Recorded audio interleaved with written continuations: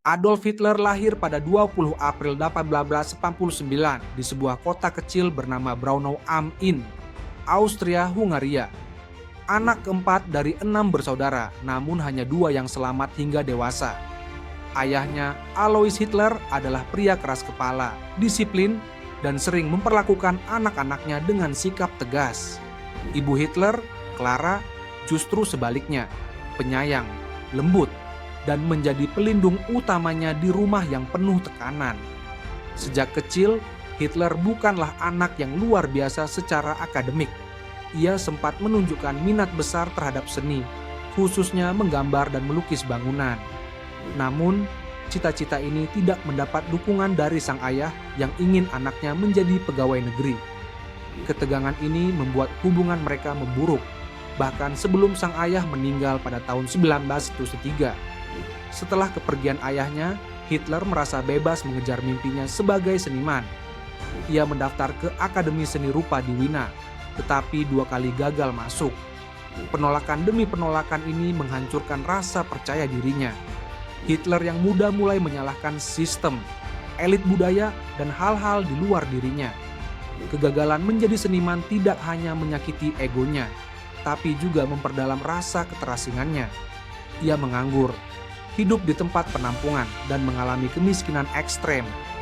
Dalam kesendiriannya, ia mulai membaca buku-buku politik dan sejarah, termasuk narasi ekstrem yang menggiring cara berpikirnya ke arah yang lebih tajam dan membenci. Saat Perang Dunia Pertama terjadi pada tahun 1914, Hitler muda yang tidak memiliki arah dalam hidupnya justru menemukan tujuan baru, menjadi tentara. Ia mendaftar ke Angkatan Darat Jerman dan akhirnya dikirim ke front barat. Di medan perang, Hitler bukan sosok luar biasa, namun dikenal disiplin dan patuh.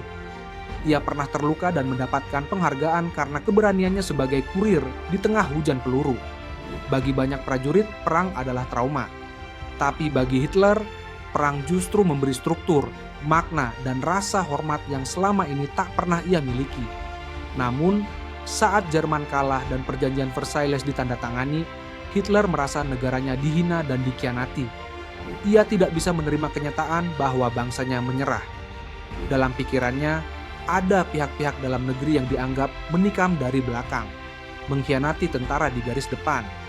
Ide ini menjadi bahan bakar kemarahan yang perlahan membentuk keyakinan politiknya. Setelah perang, Jerman jatuh dalam krisis ekonomi dan sosial. Kekacauan ini menjadi ladang subur bagi ideologi ekstrem. Hitler mulai terlibat dalam partai kecil bernama Deutsche Arbeiterpartei yang kemudian berubah nama menjadi Partai Buruh Nasional Sosialis Jerman atau Nazi. Disinilah seorang veteran perang yang gagal menjadi seniman perlahan membentuk jalannya menuju puncak kekuasaan.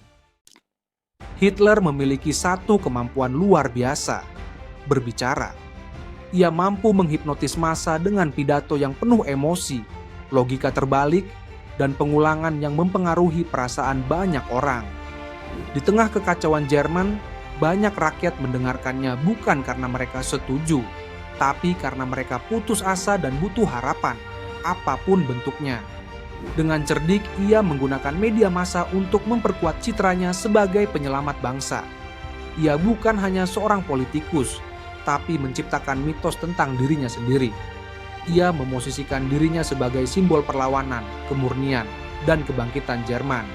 Sambil membakar semangat nasionalisme, ia juga perlahan menyisipkan retorika kebencian terhadap kelompok-kelompok tertentu.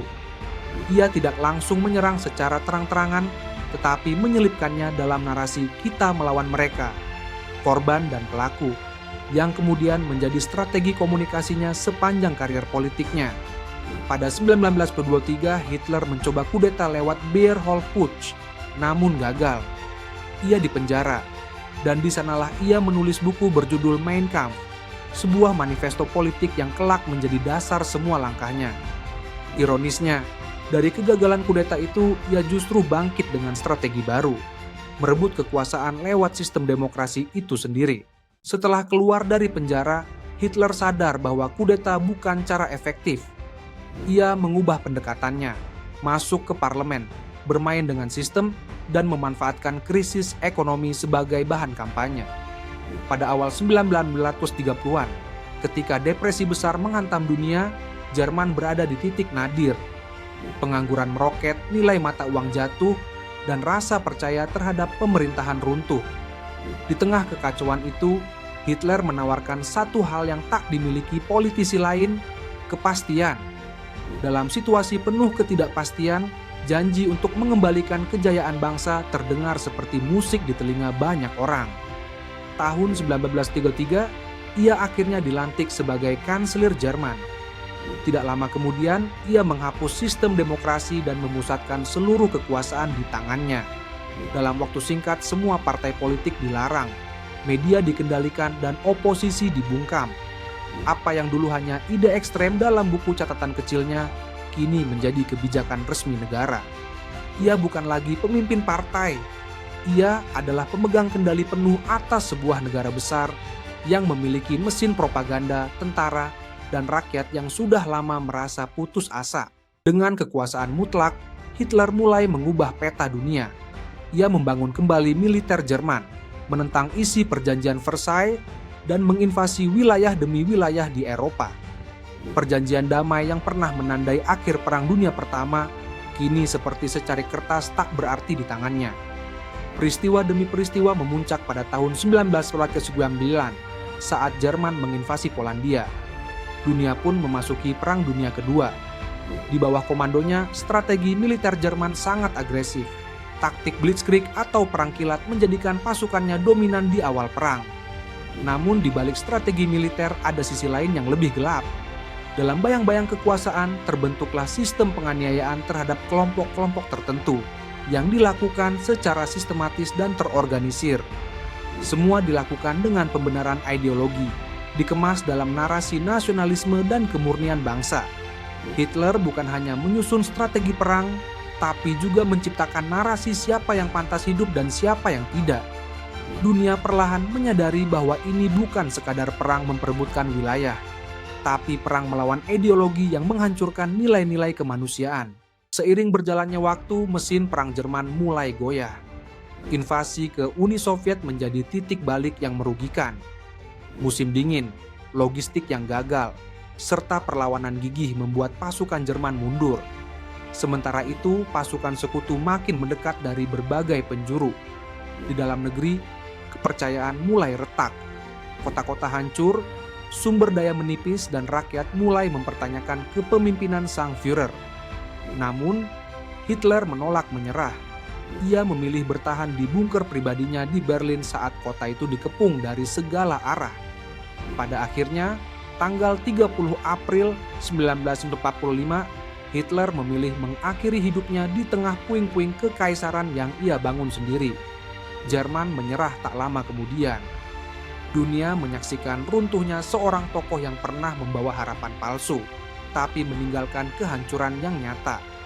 Warisan sejarahnya bukan tentang kemenangan, tapi peringatan bahwa luka masa kecil, kegagalan, dan manipulasi emosi bisa melahirkan sejarah paling kelam umat manusia.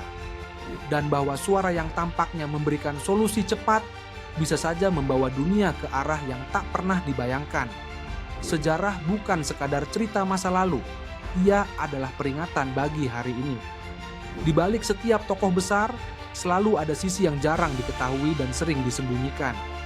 Jika kamu ingin terus menyelami kisah-kisah yang mengubah dunia, jangan lupa subscribe dan aktifkan notifikasi. Karena setiap detik dari sejarah menyimpan pelajaran yang belum selesai kita pahami.